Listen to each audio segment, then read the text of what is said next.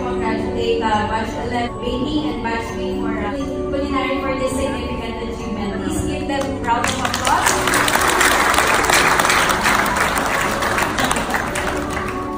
Mayroon lang po akong i-share na inspirational talk bago ko i-present lang yung mga award.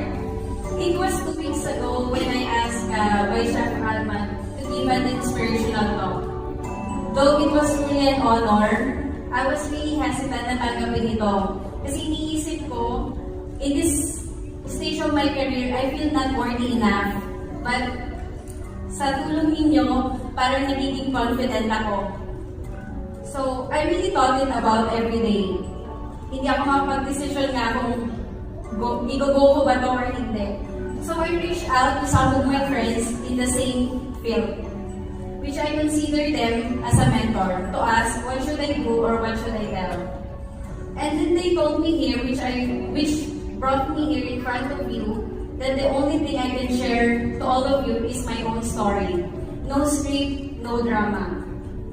This is the best way where I can touch your in their very core, they added. Well, it makes sense, right? Wala naman po akong may babahagi sa inyo kundi ang aking sariling storya.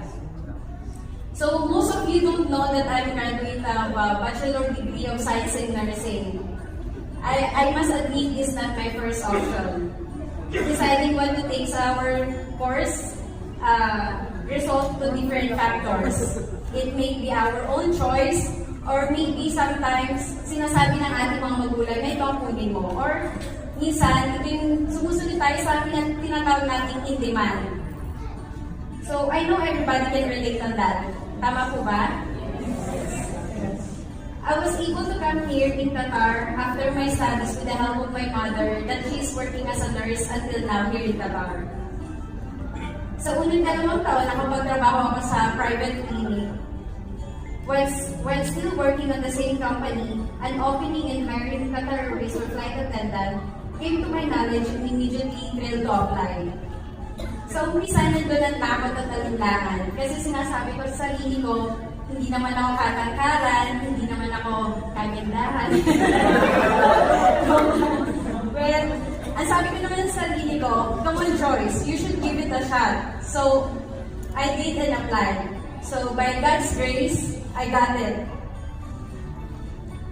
It was an amazing 4.5 years working as a flight attendant and gave me the opportunity to travel around the world, plus having breakfast in Paris, shopping in New York, sunbathing in Maldives, and having sushi in Japan, to mention a few. It also gave me added benefit of exploring cuisines in different countries. I used my layover time trying out full-day cooking classes in countries like Italy, France, Thailand. This just shows that my love for cooking never fades beside all those enjoyment and financial compensation I'm getting with that profession that time. I've set a goal from beginning to learn from every experience while enjoying it, and most importantly, to save money, to fund my dream culinary course in reputed school to be a certified chef. My family and friends were surprised when they heard my plans and concluding Qatar Airways journey for culinary. Everybody, and I mean everybody, were telling me I was crazy. Sabi nila, girl, sure ka ba? Hindi-give-up mo ang pagiging cabin crew para magluto? For most of them, it was very hard decision to make. But it's not for me. This is my goal, my plan, and this is what I wanted to do. It's not the money or travel that will stop me from becoming a chef. With gratitude, I left Qatar Airways and not wasting my time, packed up my bags, off to Dubai, and went to culinary school, which is ICCA. Right after graduation, I continue and work as a chef. It was full of fun and excitement while meeting friends with the same interest. Pero katulad lahat ng trabaho, walang madali. I faced all kinds of struggle during transition.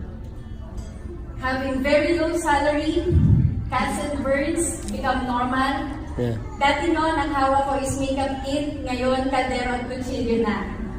I fell in love with the snow in Russia. Ngayon, nasasanay ng balat ko sa init sa kusina. Kung dati, laging all smiles, greeting people, Ngayon, kailangan mag-survive at makipagsigawan sa loob na tinatawag nilang Hell Kitchen. But with all this hardship, I feel complete and happy for all things I'm doing. I learned to immerse myself and continues loving it. Like an icing on a cake, the story of mine become more colorful and beautiful when I become a part of Wasak family.